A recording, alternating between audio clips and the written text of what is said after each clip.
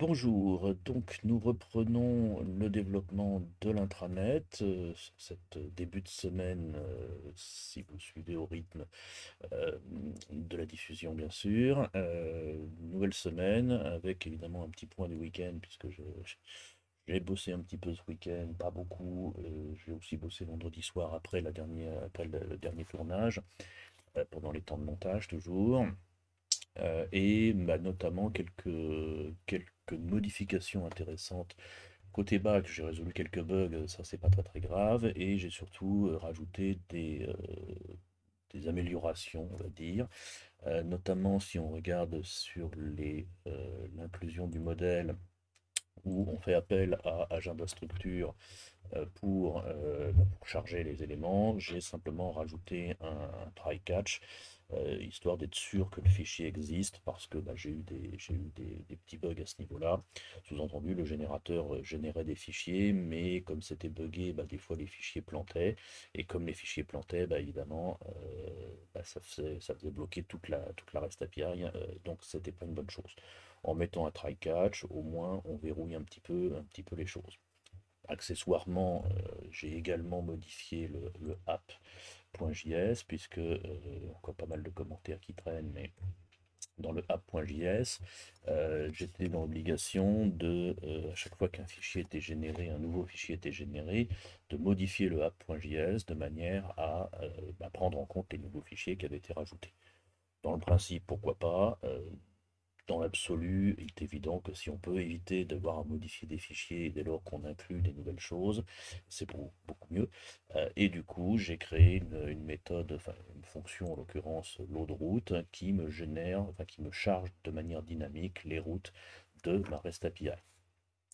Entendu, au lancement du serveur, je veux dire relativement peu souvent en principe, il va scanner le dossier dans lequel j'ai toutes mes structures avec les informations des structures, donc de toutes mes tables à terme, et automatiquement il charge le fichier s'il trouve le fichier JSON, il rajoute les routes qui correspondent à ce fichier JSON. Ce qui permet d'avoir comme ça bah, autant de routes que l'on veut. La seule obligation reste en production en tout cas de relancer le serveur à chaque fois qu'on régénère la chose. En rythme d'exploitation, c'est enfin en rythme de croisière, ça ne doit pas arriver en théorie de relancer, enfin de rajouter des choses. C'est vraiment dans des cas ponctuels, genre je développe un nouveau module, je régénère les choses, et à ce moment-là, je relance le serveur. Donc finalement, pas très souvent. C'est vrai qu'au début, quand on fait la mise au point du truc, ça arrive souvent. C'est pour ça qu'on bosse en local. C'est pour ça aussi que j'ai rajouté le node monitor qui recharge automatiquement le serveur. Pour ceux qui ont l'œil et qui ont un peu l'habitude, euh, le node mon permet dès qu'on fait une sauvegarde dans l'arborescence de notre élément, de relancer le serveur et donc de tenir compte des modifications qui ont été faites. Donc là, hop, je supprime d'ailleurs en passant les commentaires. Je pas là, donc je fais aussi quelques essais. Alors, des essais, donc celui-ci, je crois d'ailleurs ne sert plus. Euh, Pardon, je suis passé par une autre solution.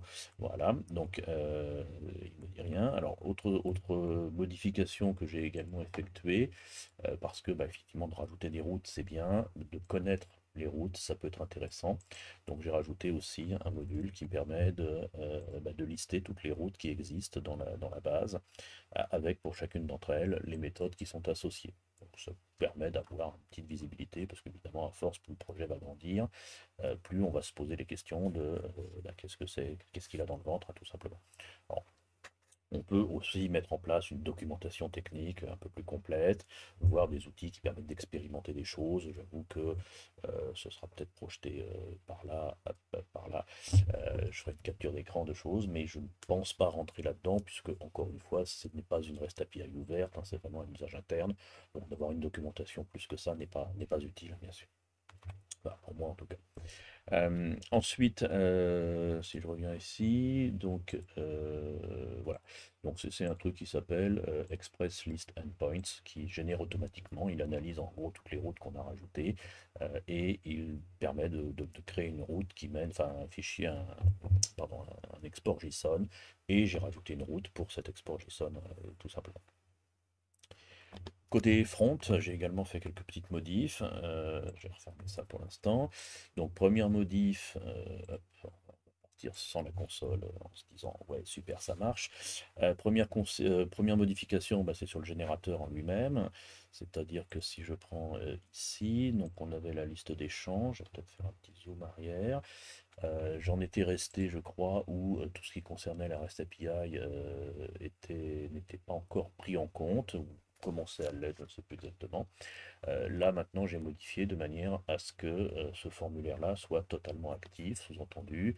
Si je prends le champ commentaire et je lui dis que je veux pas tout ça, par exemple, et puis celui-ci, enfin bon, je vais faire un truc qui n'a pas de sens, mais peu importe, et que je update mon contenu, donc la mise à jour, en relançant après le générateur, je reviens dans test, je retrouve effectivement ce que j'avais coché, etc. Bon, ça, c'est évidemment la base de ce formulaire-là. C'est-à-dire que, oui, il faut que je clique au bon endroit. Euh, C'est-à-dire bah, qu'un formulaire doit être pris en compte si on veut qu'il serve à quelque chose, bien entendu, parce que sinon, c'est pas très très intéressant. Euh, je vais remettre, je sais plus ce que j'avais. Accessoirement, j'ai également poussé un petit peu la logique sur le côté ici, c'est-à-dire puisque dans l'optique de ce qu'on va construire aujourd'hui, je vais me lancer aujourd'hui dans on va dire la phase finale ou presque de notre élément, sur le même principe que côté REST API, c'est-à-dire d'utiliser notre générateur pour générer également la partie front. Et c'est un peu vers ça ce qu'on va construire maintenant. Euh, mais pour ça, bah, il faut effectivement, j'ai lancé, on avait commencé dans une des vidéos précédentes. Donc là où on en était resté, c'était dans l'idée de se dire, bah, automatiquement dans la base de données, donc on a la partie MySQL où on va définir des champs d'un certain type et que automatiquement la REST API, enfin le générateur, pardon, détecte bah, si ce sont des entiers, des chaînes, etc. Et en fonction suggère par défaut des champs de saisie qui vont, enfin, des composants de saisie qui vont avec, des composants en DV dans mon cas, en se disant, bah tiens, là j'ai un varchar 255, bah, le champ le plus adapté, c'est un A input avec des paramètres qui vont bien. Ou si c'est un nombre, bah, ça peut être un nombre de number ou number décimal. Bon, ça, c'est des codifications que j'exploiterai après. Mais ça peut être aussi un text area. Enfin, si c'est un champ texte, pardon, ça peut être un éditeur WYSIWYG ou bien un champ text area. Voilà. Et on a comme ça un certain nombre de composants. Parmi ceux qu'on avait testés dans une des toutes premières vidéos, j'ai vu qu'il y avait plein de formules, enfin plein d'inputs spécifiques. Certains pourront être exploités directement par le générateur. Un champ input, bah, il n'y a rien qui ressemble plus à un champ input qu'un champ input. Par contre, pour certains autres, notamment quand on a des références vers des clés étrangères, bah, ça peut être un select, mais ça peut être également, si je vais en bas de la liste, un select multiple, ou bien un cascadeur, ou bien un bouton radio, etc. Et là, pour le coup, il y aura sans doute un travail manuel à faire, du moins dans un premier temps, à moins que je pousse le générateur à aller avoir des options sur chaque champ, mais je ne pense pas, entre autres, parce que bah, il y a un moment, il faut que j'avance sur l'intranet et qu'il soit bah, pleinement opérationnel. Je ne construis pas un générateur, j'utilise un générateur pour construire un intranet et il faut donc évidemment que mon intranet fonctionne à l'arrivée. C'est surtout ça qui m'intéresse. Et dans un deuxième temps, dans quelques mois peut-être, je retravaillerai mon générateur éventuellement, mais ça c'est encore autre chose. Donc là je suis parti dans l'optique du générateur qui me prémâche le travail et je reviens dessus manuellement sur certaines zones et bien sûr. Donc là, typiquement, la partie front de ça fonctionne, la partie back aussi, puisque si je prends, bah, pareil, hein, je vais me repasser en champ commentaire, je le passe en text area, j'update. Si je recharge ma page ici, je reviens ici, j'ai bien de nouveau un text area, et donc on est plutôt pas mal. D'accord? Donc là, on a la partie front du générateur qui fonctionne, les options, machin, etc. Partie back aussi. Après, ce qu'il faut, bah, évidemment, c'est arriver à remplir ceci. Donc, j'ai un petit peu réajusté les choses, notamment le fait de pouvoir créer les fichiers d'une table, si les fichiers de la table n'existent pas déjà, sous-entendu le modèle, le contrôleur, la route. Alors, évidemment, avec la petite réserve qu'au départ, je vais le laisser comme ça, mais pour mémoire plus qu'autre chose, c'est-à-dire de générer automatiquement le try-catch qui m'inclut ma route Donc, chose que j'ai remplacée depuis par justement des routes automatiques. Donc celui-ci ne sert plus. Ce qui m'intéresse bien sûr maintenant, c'est de voir toute la partie UI pour générer la partie UI. J'ai aussi fait des grosses modifications là-dessus, notamment parce que ça m'agaçait dans le principe. Côté front, j'avais donc un fichier refécole en table de référence des écoles en l'occurrence, qui me faisait donc le table avec l'affichage des données en tableau, c'est-à-dire toutes les données les unes sous les autres. Et dans le même fichier refécole, je faisais le modal qui ouvrait le formulaire et qui donc me permettait d'avoir mon formulaire dans mon truc. Maintenant, d'un point de vue que- conception, de me dire que c'est le même fichier refécole qui fait à la fois la liste et le formulaire, c'est quelque part à l'encontre des règles en se disant que chaque composant doit avoir un seul usage, soit la liste, soit le formulaire, mais pas les deux en même temps. Évidemment, ça me permet de pouvoir avoir les ajouts, les duplications. Alors la suppression se fait à partir de la liste. En même temps, c'est plus logique aussi qu'on n'ait pas la possibilité de supprimer une école de partout.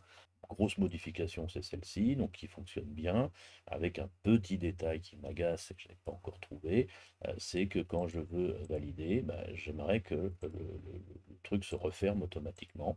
Je n'ai pas trouvé comment refermer automatiquement. Je clique sur ma validation et je veux refermer ce composant automatiquement de manière à revenir ici. Ça fonctionne, mais d'un point de vue expérience utilisateur, le fait de se dire je valide et puis après je clique ici pour refermer, bon, c'est pas très long comme parcours, mais n'empêche que faut que je trouve ça. Donc ça va se traduire à l'arrivée par effectivement un école list qui va donc être composé d'un certain nombre de tableaux.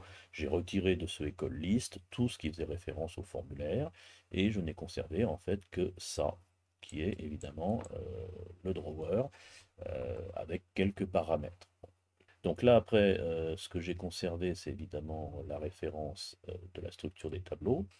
Donc ça, référence colonne, qui sera donc directement issue, en tout cas pour cette partie-là, euh, de notre générateur, c'est-à-dire le fameux fichier struct.json qui récupérera les éléments.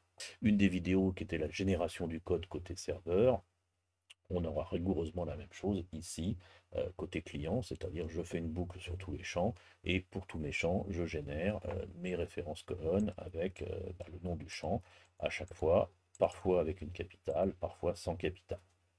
Ensuite, on aura évidemment pour chaque élément, donc là je les appelle école forme, parce que c'est je fais appel au service école, euh, qui sera évidemment le nom de l'école, et puis après partout j'aurai école forme ou école pour faire référence au formulaire associé, bien entendu. J'instancie mon école, alors ça c'est pareil, je pourrais prendre un peu plus d'abstraction, ce que j'avais fait pour ma REST API, c'est-à-dire d'éviter qu'il s'appelle école, mais qu'il s'appelle tout simplement objet ou référence ou peu importe, puisque c'est vraiment l'instance de ma classe associée. Simplement, c'est ça, ou plus exactement ici, que ça va changer d'un élément à l'autre. Il faut que je reste le maximum dans cette optique en me disant j'ai le moins de choses à changer possible sur chaque template. Encore pour optimiser un petit peu le code. J'ai également mon école forme. Alors mon école forme qui est très inspiré évidemment du formulaire précédent, puisque c'est la même chose. Euh, Simplement, il est externalisé, encore une fois, hein, plutôt par là. Il est externalisé, et comme il est externalisé, j'y ai mis à l'intérieur tout ce qui concerne j'y vais, le form validation, c'est-à-dire d'envoyer les données vers le serveur, hein, tout simplement.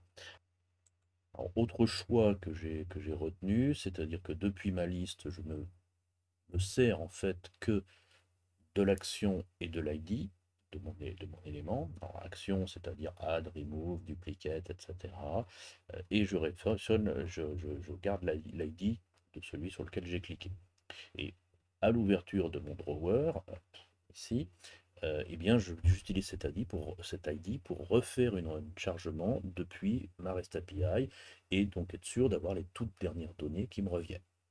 Un petit peu hésiter là-dessus, mais en même temps, c'est plus logique dans l'absolu, parce que entre le moment où je clique et le moment où le formulaire s'ouvre, il est possible que quelqu'un d'autre ait fait une action dessus. Dans mon cas, ce sera mono-utilisateur, donc c'est moins important, mais il n'empêche que ça me paraît plus logique de me dire, bah, j'ouvre mon composant, il est autonome, donc il est autonome, il charge automatiquement les données qu'on lui a demandées euh, avant d'agir dessus. Je préfère transmettre juste la clé primaire et aller chercher des données fraîches sur le serveur. Que bah, au lieu de reloader la liste à l'issue des éléments, enfin des actions, dans l'idée, il ferme le formulaire et c'est la liste qui, recevant une émission de fermeture, devrait se rafraîchir toute seule parce que dans la liste ça avait un sens. Bon, c'est ça qui ne marche pas encore, bah, que je résumerai sans doute, il faudrait que je trouve le moyen de le faire. C'est-à-dire de pouvoir permettre de faire en sorte qu'ils discutent l'un avec l'autre, que la liste discute avec le formulaire pour l'ouvrir et alimenter les données dedans, et que depuis le formulaire, on puisse demander à la liste de fermer le formulaire. Enfin bref, voilà. Donc si je prends donc l'analyse, je vais donc avoir besoin de 3 templates, 4, plusieurs templates. Je vais donc avoir, alors pour chacune, enfin je vais avoir besoin d'un template qui s'appellera liste, formulaire, service et routeur. Là encore, pour la gestion des menus, il faut que je puisse modifier, enfin je dois modifier effectivement mes menus. Typiquement pour l'instant, alors je vais reprendre la liste formulaire, je viens de les présenter. Le service, je le rappelle, hop, il est là, c'est celui qui va permettre justement de communiquer avec les REST API côté client. On retrouve là encore le read, l'update, le delete, etc. côté client, comme on les trouvait côté serveur, hein, puisque ce sont les mêmes, sauf qu'il y en a un qui est client et que l'autre est serveur, bien sûr. D'accord, donc on retrouve les mêmes, c'est-à-dire bah, là je suis depuis côté le client, j'ai besoin d'envoyer des données vers le serveur, et de l'autre côté du serveur, hop, ici, de l'autre côté du serveur, j'ai besoin de réceptionner les données pour les insérer dans la base. Alors, on est dans une architecture qui est découplée où bah, ce que fait l'un doit être fait un peu de l'autre côté parce qu'ils communiquent l'un avec l'autre, bien sûr. En gros, qu'est-ce qu'il va y avoir à changer dans ce formulaire pour que si je me suis dit, tiens, je vais faire manuellement un deuxième composant, typiquement euh, les cours, typiquement, pourquoi pas, bah, il va falloir que je me dise bah, qu'est-ce que je dois changer entre école et cours. Typiquement, si je cherche le mot école, vous voyez qu'il apparaît 8 fois, je vais donc avoir minimum de 8 modifications dans mes éléments. Des choses que je peux déjà, d'ores et déjà d'ailleurs simplifier, puisque là j'ai un read qui me demande un paramètre que j'ai appelé bêtement ID école. Je pourrais très bien l'appeler juste ID, puisque c'est le paramètre que j'envoie dans ma fonction, le fait qu'il s'appelle école, comme ici je les avais appelés data.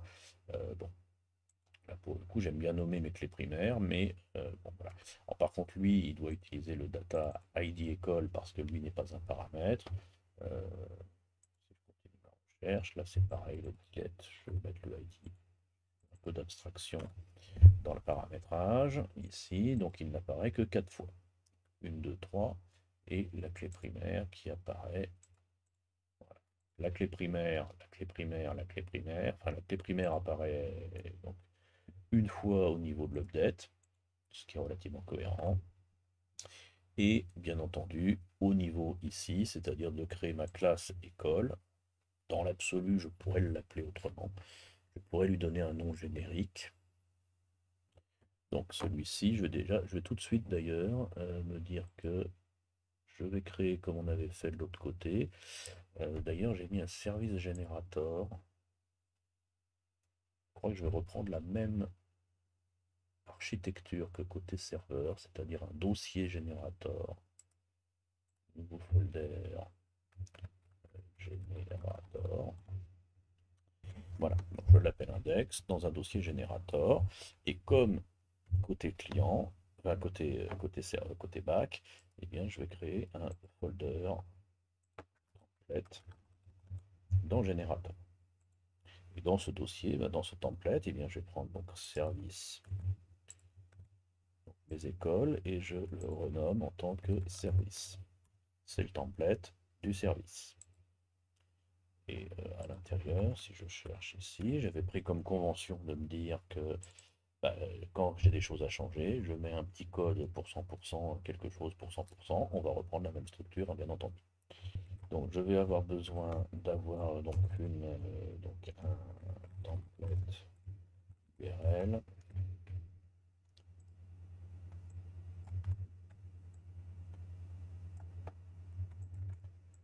Ces quatre éléments, c'est-à-dire la liste, etc., le service, le routeur. Dans mon cas, mon formulaire, donc j'ai dit que je les mettais dans le générateur template service. Donc mon dossier, copie, copie, paste. Copie, paste. Voilà. Et le service, c'est bon. Voilà, c'est quasiment bon. On va mettre un truc intermédiaire, puisqu'il va falloir que je mette les templates aussi, donc les chaînes de templates. Ok. Donc les chaînes de templates, donc ça c'est bon. Je vais avoir deuxième chaîne. Alors si je prends le service, il est où? J'ai ici. Donc je vais avoir ici la route. Mes routes en même temps, c'est également le template name, hein, donc je vais même les intégrer directement. Après tout, là je suis bien dans le générateur. Donc si je prends template name, donc c'est lui.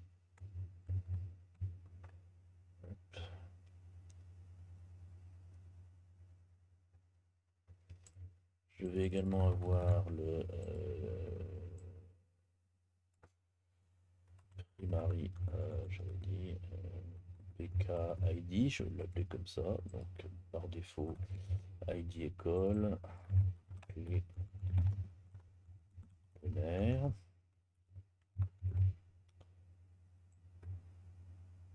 PK ID, ID PK, ID PK, tiens, ID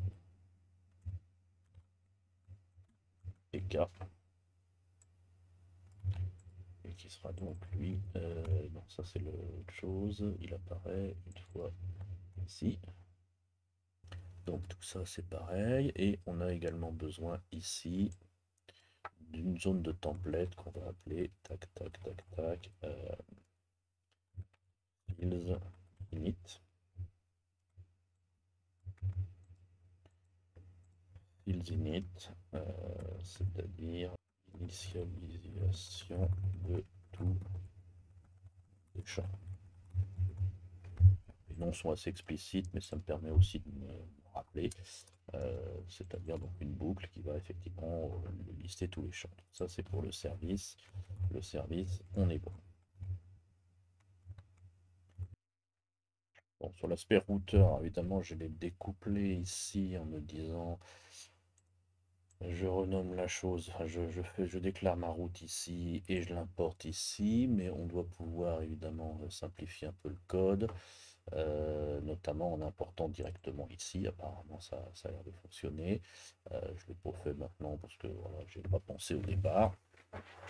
Mais il faudra que je trouve le moyen de voir pour générer ces routes de manière automatique d'une façon ou d'une autre pour éviter d'avoir à modifier pareil le routeur manuellement. Et de la même façon, je vais oublier celui-là, donc routeur manuel dans le temps. Et le deuxième également, ce sont les menus. Les menus, puisque effectivement les routes vont se faire automatiquement. Il faut donc que je puisse accéder à mes éléments depuis mes menus, mais je pense qu'ils vont être manuels parce que là encore, je peux difficilement depuis mon... Je ne sais plus comment j'avais construit mes menus. J'avais un composant header, je crois, dans lequel effectivement mes menus sont des... C'est un fichier JSON également. Ça pourrait avoir un sens que ce fichier JSON soit géré également par une interface constructeur de menus typiquement. J'avancerai quitte à le faire manuellement si je ne trouve pas de solution évidemment. Donc là pour l'instant je vais les mettre en point d'interrogation ici. Alors la liste, du coup je vais prendre ma liste, c'est-à-dire celle qui s'appelle école liste que je mets également dans mon template, que je renomme en tant que list.view. Et là, c'est pareil. Alors, qu'est-ce qui va changer par rapport à ça? Donc, j'ai ici mon ID école qui apparaît également plusieurs fois. Donc, ça, on va le ID PK.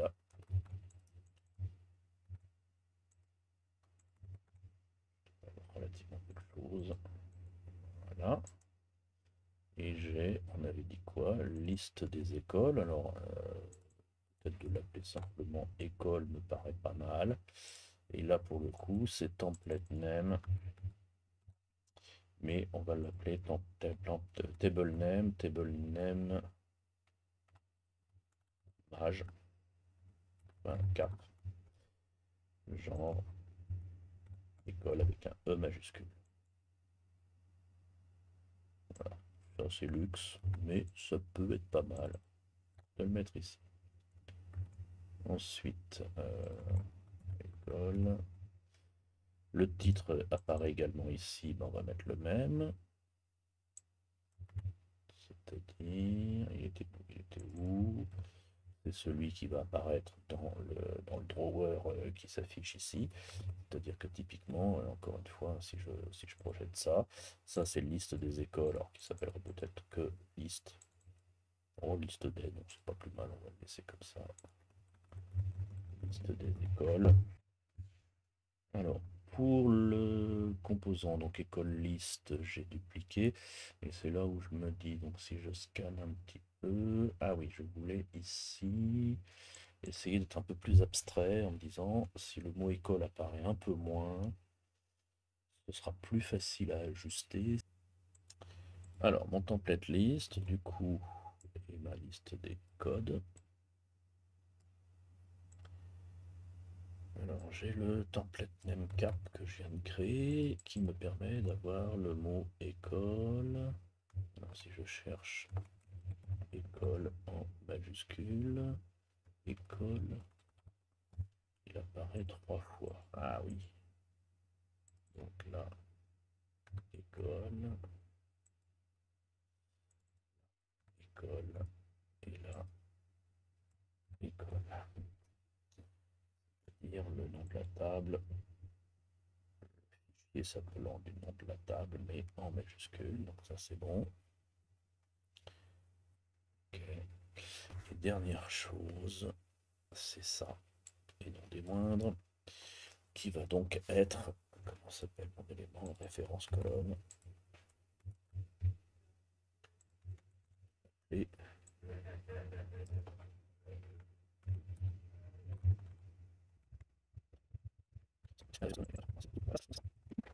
donc référence colonne, ah non, fields, on va même l'appeler fields, fields call, tiens, fields call. Ça me plaît mieux. Parce que le field init me fait la liste des champs pour les initialiser. Le field columns me fait la liste des champs qui sont visibles dans la liste. Énumération des champs qui sont show in table. Donc ça, on est pas mal. Il nous reste le formulaire. Alors, de la même façon qu'on a le field call, on va avoir le field input. Dessous, donc hop, on va input qui va effectivement ressembler à. Alors évidemment à l'intérieur de ça, j'aurai le nom des champs qui va apparaître à plusieurs reprises. Et puis j'ai, selon si c'est un A form, un A input ou un A input number, etc., à modifier cet élément-là. Donc le form item sera toujours le même, mais avec évidemment des fields cap, field name, field name, field name. Et puis en fonction du composant, mais ça on va au moins les démarrer ensemble. Peut-être que je les ferai les autres à la caméra parce que c'est au bout d'un moment assez répétitif. Alors donc là ensuite, on a alors effectivement ici Donc, forme ref, référence forme, label, la machin. Donc ça, c'est tous les champs. Alors c'est justement là où vont apparaître les fields input, c'est-à-dire la liste de tous mes champs. Oui, bon, il réorganise le code, ça n'a pas l'air de me gêner. Ça, moi, ça me gênera peut-être, mais c'est pas grave. Duplicate, duplication en cours, etc. Alors là, effectivement, on a le nom du service. Alors on peut appeler aussi, on pourrait appeler service aussi ici d'ailleurs. Ce serait plus cohérent.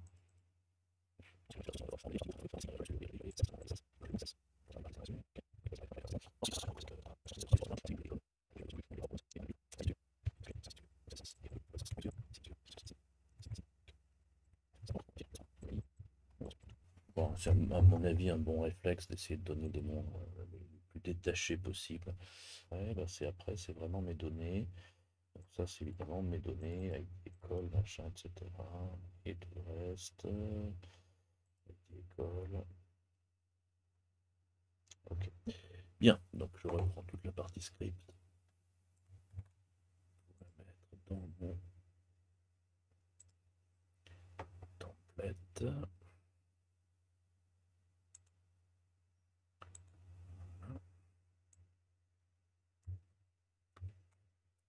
Voilà. Et alors, donc dans mon template, on va donc retrouver. Alors, c'est là.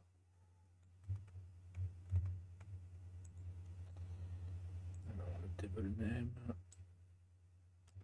va évidemment apparaître. Si je cherche école, ça c'est le template name caps. Pas cap.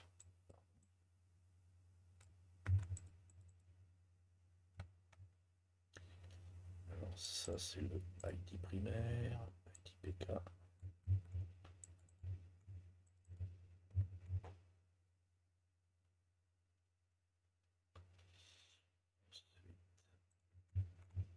Je vais faire le ID PK partout.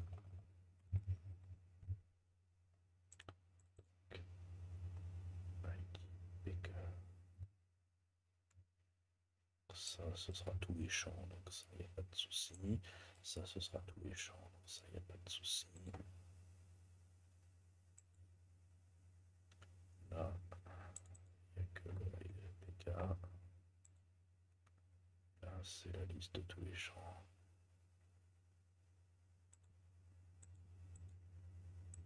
Okay. Donc là, c'est bon pour le PK. Donc là, on va avoir donc. Ensuite, on a donc notre formulaire, les fils d'input.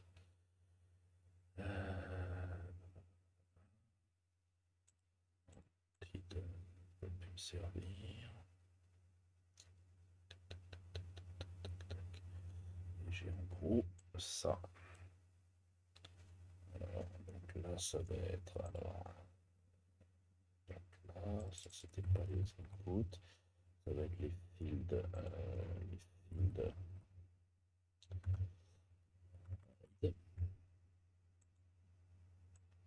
Le nom n'est pas très parlant, mais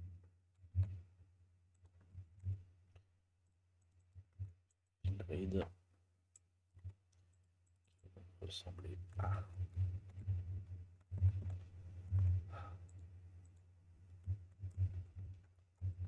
ça. C'est-à-dire pour chaque champ du formulaire, on récupère la valeur qui est dans le truc. Je pense que de récupérer la clé n'a pas de sens puisque si. Donc là on a le field read. Affecter chaque champ à référence forme et on va avoir un field reset.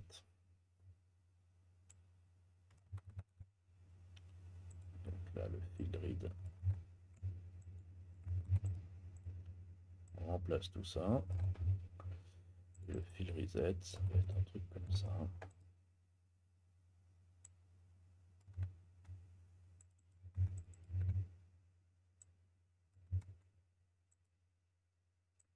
Ceci. Voilà, puisque je voulais utiliser une fonction reset, puis finalement non. Donc ça, affecté à référence forme, reset, allez, hop, reset chaque champ à référence forme. Bon, ça ne veut pas dire grand chose, mais ça me parle puisque j'ai mis les liens en dessous. Ici, bon bah voilà. Ensuite, forme validation. Là, on a la clé, le reste, il y a déjà de l'abstraction, donc je pense qu'on n'est pas trop mal. On peut se servir de ça comme base. Bien. Donc là, j'ai recensé en gros tout ce qui change fondamentalement entre un type de champ école dans mon cas et un autre ici. Et on va déjà attaquer ça, c'est-à-dire, je vais faire une coupure vidéo puis je ferai un raccord montage. Mais on va passer côté back pour charger ces formulaires et alimenter évidemment nos éléments. Je vais peut-être refaire aussi une petite pause d'ailleurs pour réorganiser le générateur parce qu'évidemment ce que je veux obtenir, pour me situer parce que c'est à peu près clair dans ma tête, mais voilà, c'est de faire en sorte que j'ai ici de la même façon que je génère quand je clique sur le bouton le modèle, le contrôleur, la route, et eh bien je veux générer de la même façon le service, la liste, le formulaire. Donc je vais préparer le boulot ici de côté front, juste pour tester avant de construire évidemment. Alors, bah, je reprends. La coupure a été plus longue que prévu, vous ne la verrez pas, mais j'ai fait plus de choses, tout simplement parce que j'ai eu une grosse coupure de courant et j'ai pu avancer sur le portable pour un certain nombre de choses, mais je ne pouvais pas filmer parce que bah, pas d'éclairage, pas de fond, pas voilà, donc problématique. Le tournage. Bon, c'est pas grave. Globalement, j'ai pas tellement avancé, si ce n'est que j'ai effectivement quand même revu l'interface ici. Donc j'ai mis des accordéons pour pouvoir effectivement afficher bah, une partie ou pour l'autre. Ça c'est plutôt pour la vidéo, pour essayer de centraliser un petit peu, de focaliser pardon, sur les éléments importants. J'ai également renommé mes fichiers parce que bon, je trouvais ça un peu plus clair, de rester dans la même convention, donc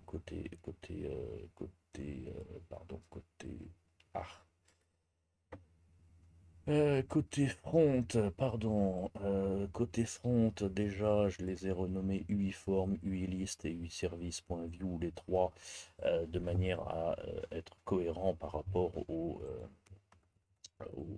éléments qui s'affichent. D'ailleurs, je UIList et UI.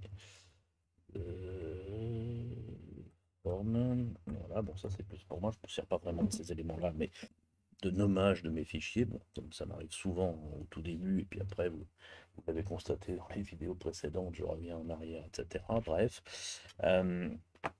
Donc ça c'est effectivement côté vue c'est à peu près tout, organisation principalement, côté front, pardon, côté back, alors côté back j'ai un peu plus avancé, puisque il est où, tiens, je m'aperçois que j'ai des trucs là qui ne servent à rien non plus, hop, c'était mes essais, tout doux. Voilà, ça c'est fait aussi. Ben voilà, c'est ce que j'ai fait ce matin, enfin, ce week-end. Et j'ai donc commencé à modifier mon générateur de manière à partir sur. Non, c'était pas ça d'ailleurs. C'est pas Capitalize, là je confonds avec un autre truc, mais c'est pas grave. Sur le modèle de ce que j'ai fait pour le REST API, alors j'ai créé une fonction différente parce que les templates ne sont pas au même endroit et potentiellement je préfère bien séparer les choses pour être sûr d'écraser des éléments parce que ça va être un peu plus compliqué le côté UI que côté REST API, puisque ça va être réparti dans des arborescences un peu plus profondes a priori en tout cas. Bon, ça je verrai ce que j'en garde, mais j'ai séparé les deux fonctions, ça m'évite de disperser entre le generate ici. Donc le principe reste le même, c'est-à-dire que malgré tout, je vais chercher le point view dans mes templates, front pour l'instant, et ensuite je lis le fichier bien sûr. Je vais peut-être enlever quelques commentaires parce que maintenant que tout ça marche, voilà, je charge mon fichier de structure et puis après je fais mes chercher remplacer, donc ça c'est ce qui reste du précédent. On aura besoin de structures de ce genre, mais on verra par la suite. Je fais mes chercher remplacer et ensuite, bien entendu, alors je créerai mes fichiers dans un deuxième temps et je renvoie mon template ici.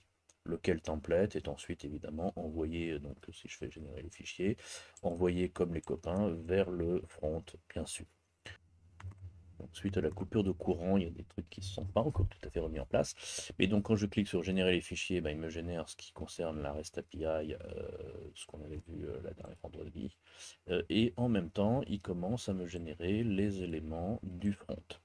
D'accord, donc les éléments du front, alors avec évidemment pour l'instant un début, puisque n'est changé pour l'instant dans le service que le nom de la table, c'est-à-dire cours. Je n'ai pas encore évidemment tous les templates que j'ai créés, que j'ai relevés tout à l'heure, bah, je vais évidemment avancer, hein, bien sûr. Alors il va falloir que je mette ma première lettre en majuscule, donc si je reviens sur mon, hop là, sur mon ici, il faudrait vraiment que je réorganise mon fichier générateur en plein de petits fichiers parce que ça commence à être un petit peu la panique. Mais globalement, je vais avoir besoin d'une fonction et ce qui du coup nous donne que le table name cap bah, va faire appel à ma fonction fraîchement créée qui s'appelle capitalize first letter. Je peux même l'appeler capitalize, moi ça me paraît suffisant comme nom. Bloom, voilà, ce qui me permettra de l'avoir sur une seule ligne. Et je teste, donc je rappuie ici, et maintenant j'ai bien liste des cours avec un C majuscule. Je ne sais plus où est-ce qu'il apparaissait, mais bon, il apparaissait à plusieurs reprises. Je crois dans les imports de la liste. Si je reviens ici dans les imports, voilà, on va bien chercher dans le service cours et dans le cours forme. Donc a priori c'est bon. En principe, il n'y a pas de risque que ça ne marche qu'une fois et que ça ne marche pas les autres. Bien sûr, hein, j'ai repris celui de la semaine dernière, hein, bien sûr. Alors deuxième, autres éléments, donc si je reprends ma liste de mes templates, puisque évidemment, je vais donc garder sous la main ici, donc lui c'est bon. Tiens, je vais rajouter une petite OK. Voilà, donc le table name c'est bon, le name ici. Alors le PK, le PK ne devrait pas poser de problème. Tellement pas de problème que je devais l'avoir hop ici. Donc là, je les avais appelés field PK. Ah, pardon.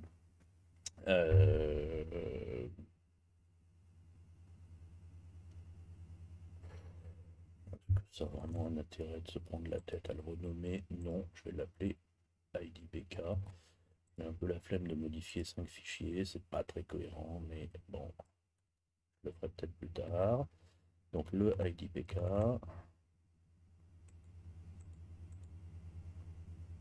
Ici, et on doit l'avoir dans le service, il doit apparaître dans le service. Dans le dette, je crois, where le ID court. Donc là, on est plutôt pas mal. Alors ensuite, on va attaquer effectivement les. Non, je crois qu'il y a des. Donc le PK. Donc là, on est bon. Et après les autres, donc les autres, ce sont des boucles où on doit faire pour chaque champ. Donc faire une boucle pour chaque champ qui va m'initialiser mes éléments. Ok. Donc j'ai maintenant alors les autres champs sont des champs de bouclage. Il faut donc que je boucle sur, alors, soit sur certains ont besoin d'avoir la clé et d'autres n'ont pas besoin d'avoir la clé. Ok. Donc grosso modo, on va boucler, on va faire le field init, ce sera le plus simple. Sachant que, ah oui, j'ai pas de valeur par défaut.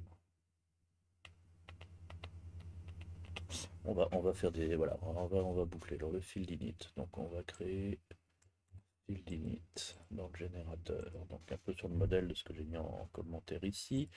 Donc je vais le mettre ici. Donc je vais l'appeler field init. Et dans mon template, je remplace le field init par le field init. Ça c'est hop. sur ce que j'avais fait. Donc là, field init va évoluer à chaque tour de la boucle. Alors lui, c'est pas sur les non-PK, c'est sur all. Et le résultat qu'on doit avoir, c'est un truc de ce genre-là. C'est-à-dire dans un premier temps.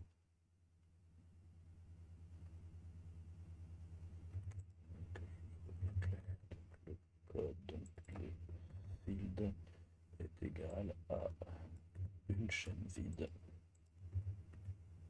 dans un premier temps. Ce qui fait que si je génère ici, j'ai maintenant mes champs qui sont vides. L'indentation, je la laisse de côté, sauf que, alors si je dois être intelligent, ça va être dur. Si je veux être intelligent, c'est un peu intéressant, enfin bref, il faut que je me dise que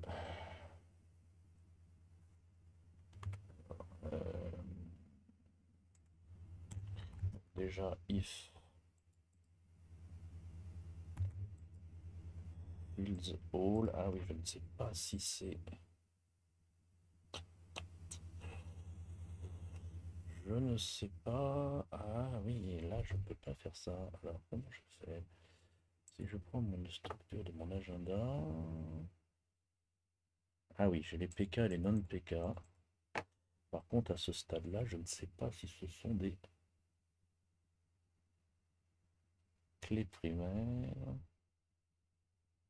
ni s'ils sont filterables, etc. Donc il faut que je parcours structure. Il faut que je parcours structure. Structure, on va plutôt faire ça comme ça. Donc je vais parcourir structure. On va m'appeler struct. Non, je ne vais pas l'appeler struct, je vais l'appeler stru.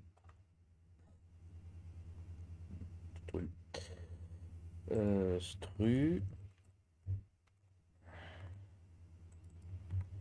Et si je mets stru, ça il va pas aimer. Object, donc il n'aime pas forcément, puisque ma structure, je vais chercher le point field de structure, donc stru.field. Donc là, on est bon. Par contre, maintenant que j'ai ça, je peux lui demander que si stru. Donc stru.key est égal à prix, c'est-à-dire c'est la clé primaire. Dans ce cas-là, je lui mets undefined.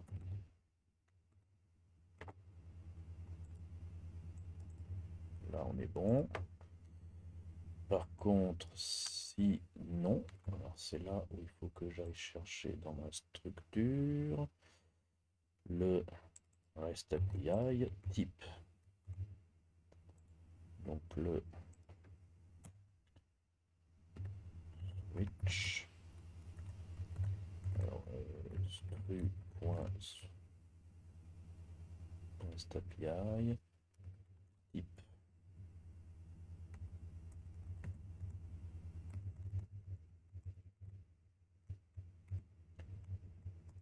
Donc int break default. Donc si c'est un int, on lui met comme valeur 0. Paraît plus logique.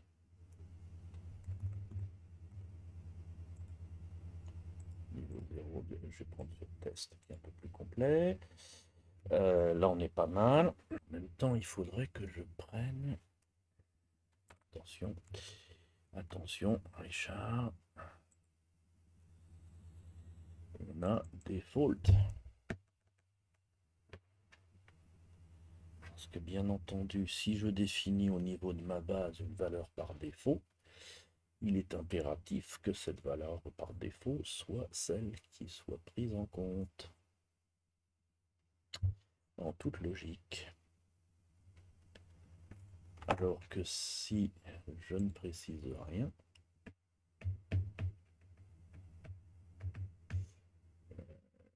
ce qu'il ne faudrait pas que ce soit une define pour tout le monde en fait.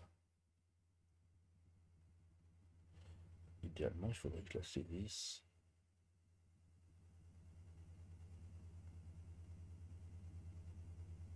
À quoi me sert? À quoi me sert déjà? À quoi me sert cette composante, ce service, ce reset? Ce reset sert dans le formulaire de mémoire. Ici, pour initialiser le référence forme, qui de toute manière sera alimenté par ailleurs. Donc en gros, si on met undefined et des guillemets à chaque fois, ça devrait être bon. Donc on va pas s'embêter. Donc on ne va pas s'embêter. Alors, du type, parce que on ne va pas prendre le risque. On va laisser comme ça. C'est-à-dire en gros ce que j'avais ici, je génère ici, ma clé est non définie et tous les autres sont à guillemets, sous-entendu la base saura quoi en faire ou la saisir de toute manière. Donc ça c'est bon. Après, donc effectivement, on va retrouver cette liste de champs dans le formulaire à plusieurs endroits. On a le field read et le field reset qui vont ressembler énormément puisque vous l'avez vu en passant. Si je prends le field reset, ça ressemble à c'est rigoureusement la même chose, mais précédé de ça, bien sûr. Donc là, sur le field reset, donc field init, field reset, qui va donc m'envoyer le field reset, le field reset. Et donc le field reset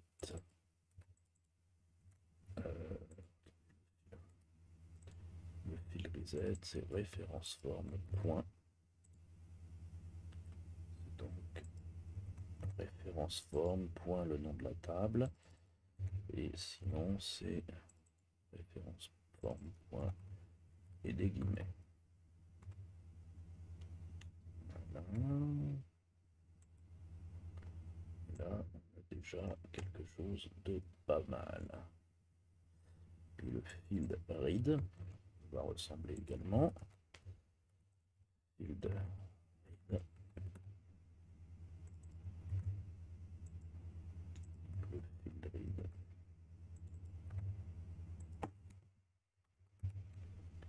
Donc le field read, lui, c'est dessus, le field read, c'est la même chose à gauche, mais c'est record point à droite.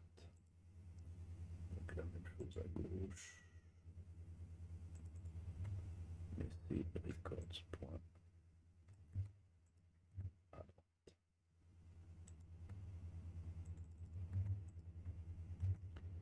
Là pour le coup, lui, que ce soit clé primaire ou pas, c'est pareil.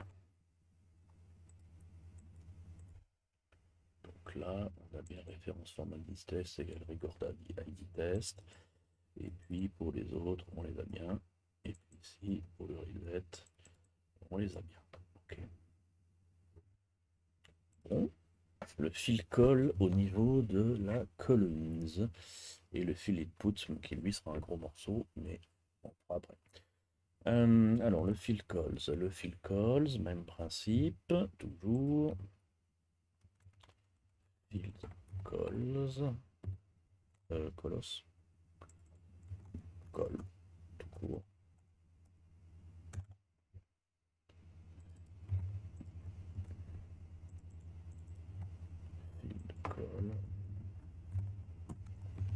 Ok, donc le fill call qui va donc devoir ressembler à ceci. À savoir le fill call, field call plus égal comme ceci. Voilà. En rechangeant, donc là, on va lui mettre le field et le la fonction est où? Capitalize.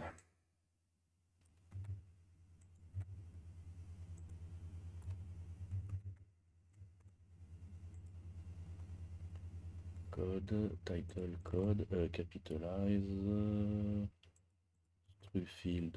Pourquoi il me met le code partout?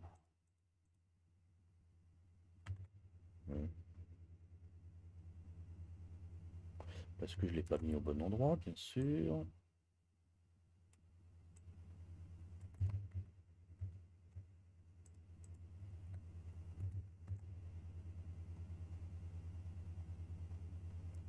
Donc je régénère, on a bien naissance, et puis naissance, naissance. Donc là, on est pas mal. Par contre, il ne faut pas que je le mette systématiquement. Il ne faut que je le mette, il ne me faut le mettre, pardon, je vais y arriver, que si il est show in table. Donc il faut que le struct UI.showInTable, donc le stru, pardon, if stru.ui.showInTable est égal à, dans ce cas-là seulement, on rajoute tout ça, est égal à true, donc true, juste comme ceci. Et là, on en a a priori un peu moins. Je vais vérifier quand même, donc je vais dans mes infos champs. Là, dans mon test, je ne vais garder que le libellé. Ouais, je vais. C'est ce show table. Je vais garder le libellé et je vais garder la date. Et si je régénère mes fichiers, j'ai bien ici. J'ai bien ici le libellé, la date et l'ID test. L'ID test qui n'est pas censé a priori. Mais je ne l'ai peut-être pas retiré. Je ne l'ai pas retiré. Donc je ne garde que libellé et la date. Si je régénère ici, je n'ai que le libellé et la date. C'est parfait. Plus l'action, mais l'action sera la même. J'aime. Alors ça c'est pas mal. Après, donc là-dedans, est-ce que ici j'en ai oublié dans le service?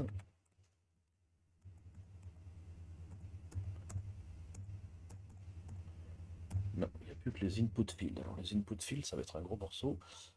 Parce que en fonction de mon type de données, comment je vais le traiter? Je vais peut-être créer une fonction pour ça quand même.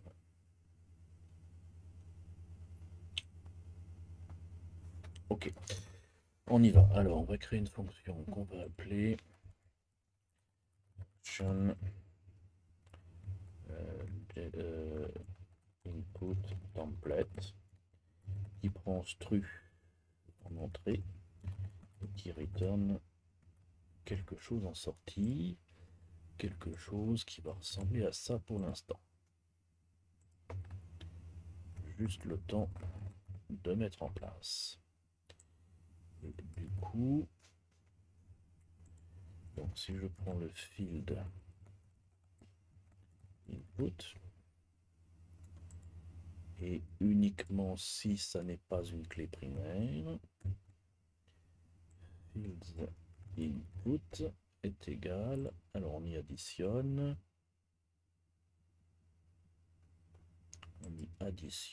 le résultat de ça. Ok. Et à la fin,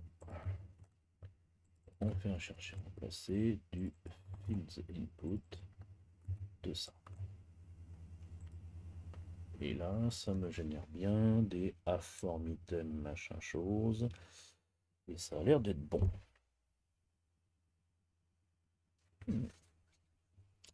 Ça m'a l'air d'être bon. Pour l'instant, c'est évidemment pas les bons trucs. Il faut que j'agisse dessus, ce qui est normal. Puisque là-dessus, je dois lui faire quoi? Changer le code. Alors déjà dans un premier temps, changer le code. Alors c'est là où ici on va avoir donc besoin du field avec une majuscule. A priori c'est tout. Peut-être pour certains types de données on aura quelque chose, mais bon, on va donc créer donc let field est égal à stru.field.name, je crois. Structure, donc ça c'est stru.field tout court, pardon. Field tout court. Et le field capital va être le même, mais ce coup-ci, passant par ma fonction capitalize.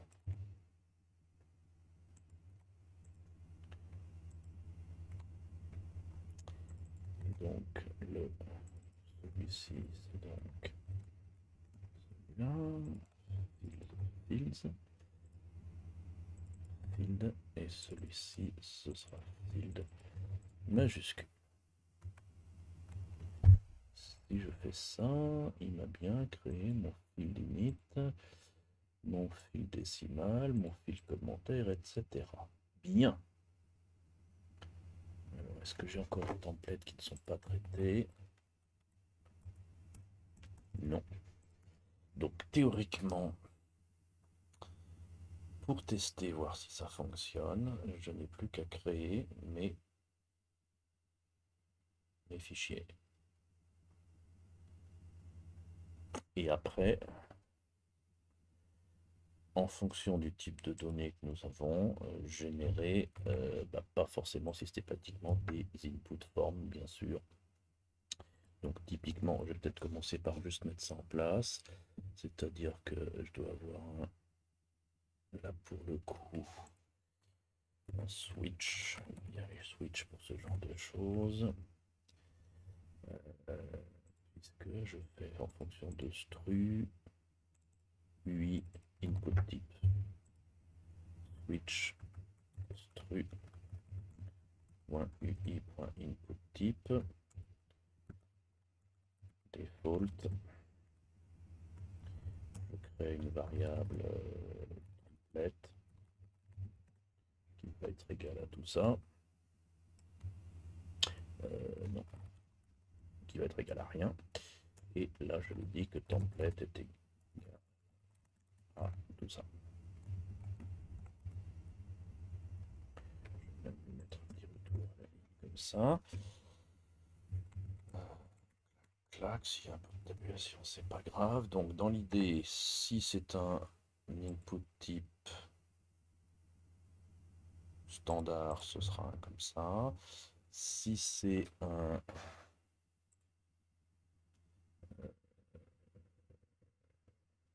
input, un input number, donc kev à input number, donc le a input number, si je vais mettre celui-là sur le côté, ce sera plus simple. Pour moi, en tout cas, je vais dans mon formulaire de démo. Et dans mon formulaire de démo, je vérifie le input number. C'est rigoureusement la même chose. C'est ici que ça change. puisque quand c'est un input de type number, je n'ai pas changé le bon.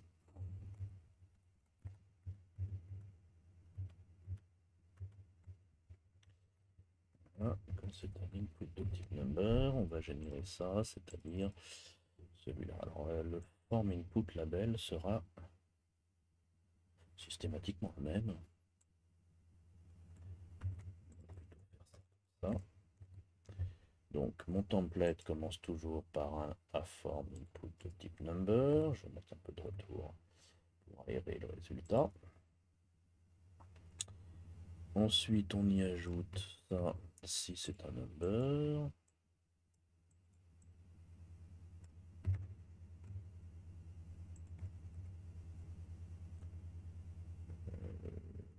On lui ajoute ça. Ce que ça donne si c'est bon après, et on y ajoute à la fin template la fermeture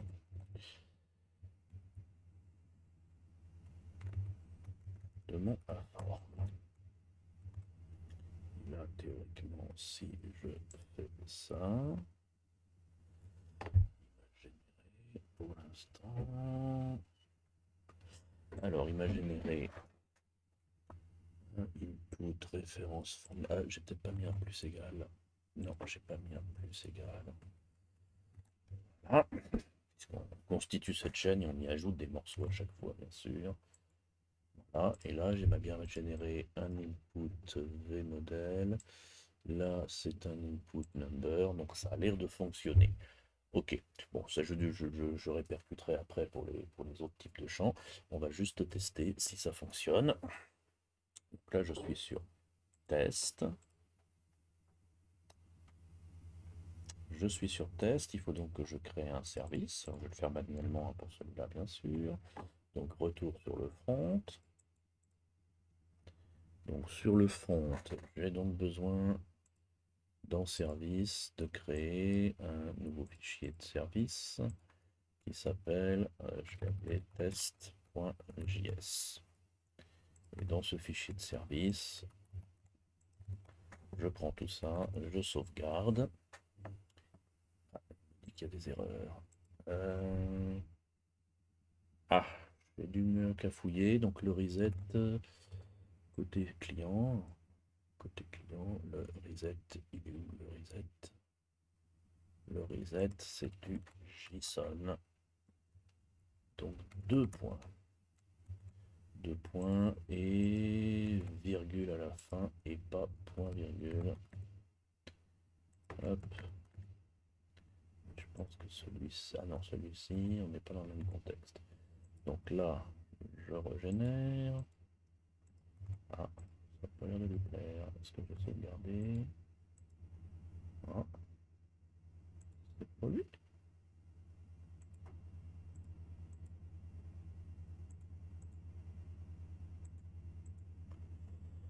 C'est pas lui. Alors, fill reset.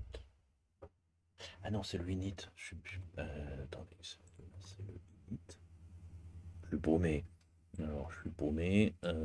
Ça, c'est le service init. Je suis juste trompé. On revient en arrière. Alors, non, ça c'était bon. Donc, si je reprends mon générateur, côté, donc mon générateur. Alors oui, on reprend le comptage ici. Donc le générateur, le init, c'est du JSON. Il faut donc que ce soit 2 points et virgule. 2 points et virgule. Contrairement aux autres qui sont des affectations, et donc c'est effectivement ça. Alors si je génère, là j'ai bien mon truc, je reviens sur mon client dans test.js. Et là, on n'a pas de rouge, donc ça a l'air de bien se passer. Mais ne nous arrêtons pas en bon si bon chemin. La liste. Alors donc dans mon Dans ma vue référence, je crée donc un nouveau fichier que j'appelle, on a dit, test.list.view. Je prends ma liste, je laisse les couleurs s'agir. Alors il me dit que mon formatage n'est pas bon, mais après sauvegarde, on a l'air de ne pas avoir d'erreur. On n'a pas d'erreur. Dernier fichier, le formulaire. Donc je crée dans mon composant forms new file tests form.view. Je colle.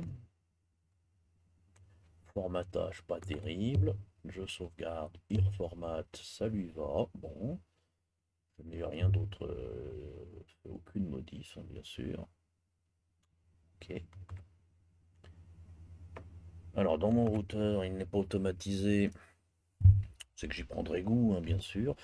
Je vais donc dans mon routeur manuellement créer un composant. Alors ref école, on va l'appeler ref tests. Ref tests. Tiens, d'ailleurs, je l'ai appelé ref eol. Ça n'a pas l'air de le gêner plus que ça. Ref test et ref test qui fait appel à test list. Donc si je reclique maintenant sur générer les fichiers, je reprends tout ce qui concerne mon formulaire et dans mon formulaire, donc celui qui s'appelle test form, je recolle tout, je sauvegarde. Ok. Et bien entendu, une fois qu'il a régénéré son appli, hop, on va sur la route qui s'appelle ref test, qui va donc me lister, si tout va bien, un seul, puisque j'en ai qu'un dans cette table, qui s'appelle coucou.